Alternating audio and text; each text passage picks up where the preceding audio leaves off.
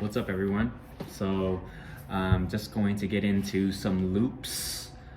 I have been getting into the more, I wouldn't say complex, but getting further into my JavaScript journey. And I feel like a great way to do that is not only do the algorithms that you have online, but also to supplement them with concrete, like textbook material.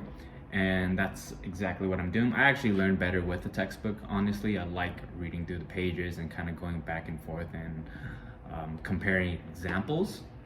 And so right here, these are some text from Elegant JavaScript. I know it's a very popular book amongst the engineering or the JavaScript community, so I actually picked it up a while back, suggested by Don the developer, and I think it's a great book. It brings up some good examples, and if you really want to figure out what these concepts actually do, it's really great to pick up. It's a really good book to pick up. I'm gonna first go through the while loops, and then I'm gonna go into the for loops. And then I'll probably do another video trying to figure out another challenge that I'm supposed to be doing, which kind of is a great example of how loops go. But while loops, I believe it is the beginning of the loops. Like this is like a progression. While loops and for loops, they're different in the aspect of like how they're structured, but I wouldn't say that they would be different in terms of how they produce things. A while loop is probably produced first back in the day, I'm guessing, and it's just, programming is all about becoming more efficient, and for loop is just a more efficient way of doing while loops. So I'm going to get into the while loops right now.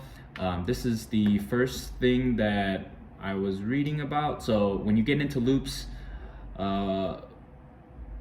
it's just an easier way to produce. Well, let me just go through the example. Maybe it's a better way to explain it. But damn, is it kind of dark or it's kind of weird? Okay. So looping control flows allows us to go back to some point in the progress where we were before and repeat it with our current program state. If we combine it with the binding that counts, we do something like this. Okay, so for this loop right here, as long as the number is, where they're declaring the variable 0, number is 0. And then this is when you declare while, the JavaScript automatically knows that like, hey, this is a loop, so they're gonna have to go back and forth. So as long as number is less than or equal to 12, this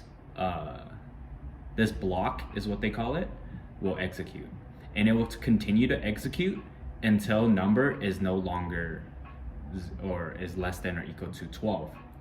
So in order for us, so you're probably thinking like, okay, well, what if it stays at 0 forever? And that's a great question. That means your computer will eventually probably crash because they're storing so much memory in there, right? But that's why we have this thing right here, which is another, I'll kind of go through it. I'll kind of go through it here. It kind of keeps and updates and tracks the progress of the loop. So the while loop right here, where am I going? So it'll console log the number. So it'll console log 0, and then the number will increment by 2, right? And so once they console log number, which is 0, then it'll read this line, number is 0 plus 2. So now number is 2.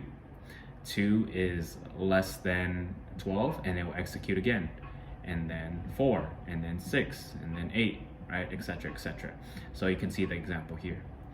So we're gonna dive a little bit deeper into it in this one right here. So this example, I'm gonna try to make it so that you guys can see it a little clearer. I don't know. Okay, there you go. Okay, so a statement starting with the keyword while creates a loop. I kind of color coordinated everything here, so I'm not no Khan Academy, but this is Ken Economy. economy. I'm sure. Okay, so the word while is followed by an expression in parentheses.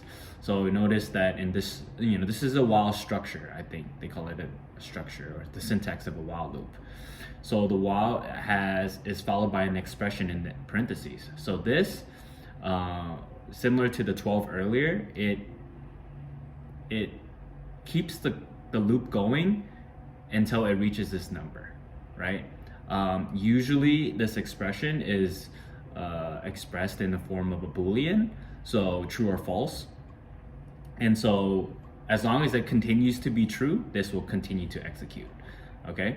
So the word while is followed by an expression with the parentheses and then a statement following after, which is in magenta, result. So result times 2. So it would take 1 times 2. And then after that, the loop keeps entering that statement as long as the expression produces the value that gives true. So as long as this executes and then this one executes right after, 0 plus 1, then it goes back to this loop. 1 is still less than 10, it executes again. So this is 2 to the 10th power this is the syntax, or I don't know what they call it, honestly, but this is what they use to create the loop for 2/10, for 2 to the power of 10. And then the number binding demonstrates the way the binding can track the progress of the program. So like I said earlier, if it doesn't have this, it will just keep going and going and going, right? So you want this to continue to increment so that eventually when it reaches 10, this will break out of this loop, and then it will console log the result, which is eventually 1024. So I actually had this one right here, number 3, that really kind of just wraps everything up when it comes to the while loops. Many loops follow the pattern shown in the while examples. First, a counter binding, so the counter one, which we had earlier, the counts 1, 2 to whatever the Boolean was, is created to track the progress of the loop. Then comes a while loop, usually with a test expression that checks whether the counter has reached its end value. At the end of the loop body, the counter is updated to track the progress. Okay, so those are like kind of the recipes for the while loop. So what the for loop what it does is just puts all of it in one. Okay, so for example, in this one, this is the exact same. This is the exact same. It produces the same product, but a little bit more efficient, right? So I'm going to actually pull this up next to the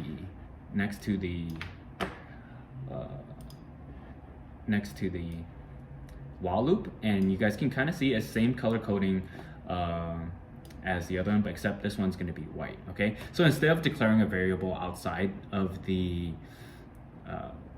while loop, it just, for the for loops, it declares the variable which is going to be stored for the log, and then it just compresses everything into the for loop. So the parentheses after the keyword for must contain 2 semicolons. So here's 2 semicolons. So you know that it's going to have three expressions. Or this is declaring a variable. The part for the first semicolon initializes the loop. So this is let counter equals 0, similar to this one right here, let counter equals 0. And then usually by defining a binding, right? So usually it's binding counter to 0. And then the second part is the expression that checks whether the loop must continue. So this is the Boolean, similar in the while loop right here. And the final part is it updates, similar to this one, right? It's incrementing by 1. This one is also incrementing by 1. Updates the state of the loop for every iteration, right? So just to go quickly over what the loop actually does, I'm going to show you guys here. So let's say the result is 1. We've declared this variable here. So for let counter equals 0, so counter right now is equivalent to 0. And then we hop into this one. So 0 is counter is 0 less than 10. Yes. So once this is true, you will drop into the block and into the loop.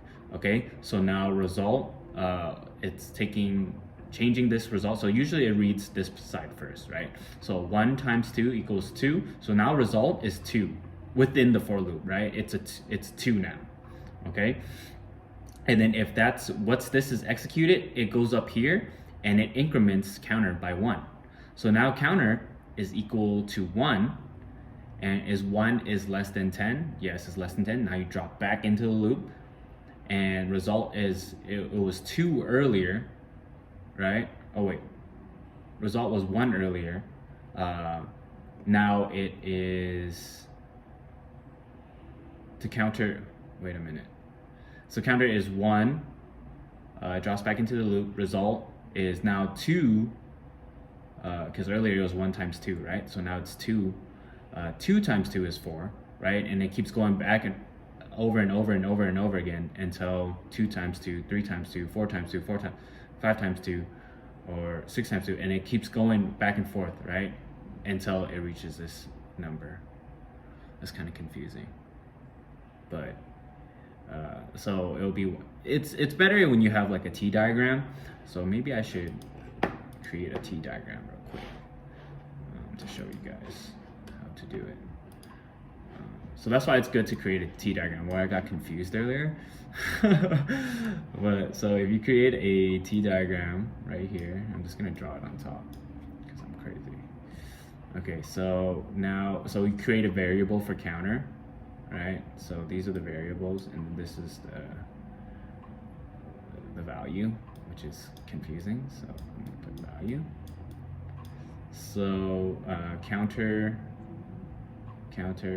I'm just gonna put C as 0, and then result is another variable. Oops, result is another variable, and right now right now it's 1. Right, so let's go through the loop again. I apologize. So counter is 0, right? It goes into the loop. It's less than 10, goes into the loop. Now result times 1, so 1 times 2 is 2. So now result is no longer 1, it's 2, right? So now you increment counter by 1, so now counter is no longer 0, it's 1. Right, now we go back, is 1 less than 10? Yes, it's less than 10, so you drop back to the loop again. Result is now actually 2, right? Now it's 2 times 2, which is 4, right? So now it's 4. Now we go back to this one, increment by 1, so now it's 2. Right, and then you go back, 2 less than 10, yes, drop back down, now it's 4 times 2, right? Now next one's gonna be 8 times 2, 16 times 2, and then eventually it'll be 1024. But yeah, it's great to have these T diagrams. Earlier, like I said, you know, if you saw me, I was like, wait, what was it again, right? But yeah, it's great to create these T diagrams so that you can kind of follow yourself with the loops.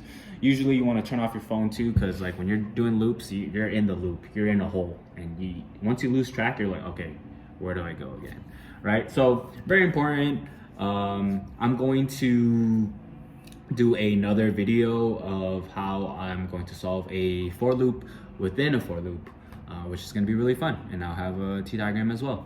So stay tuned for the next video. Talk to y'all soon. Bye.